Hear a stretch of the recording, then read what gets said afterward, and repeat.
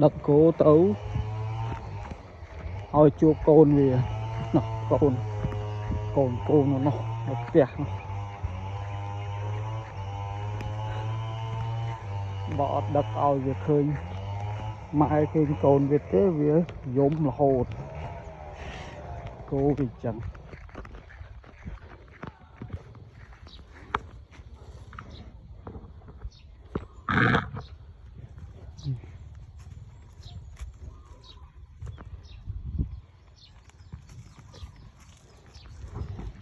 chụp côn hơi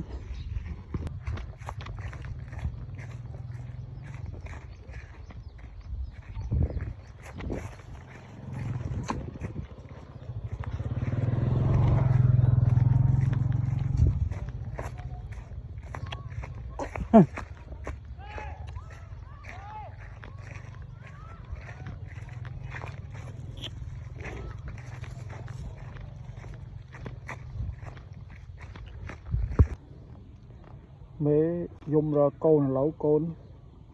hào ăn màu lẩu má màu rốt màu rốt màu thì ngay chơi đi hòm đó tam tất hào mà ngay vậy nè đi giặc cô này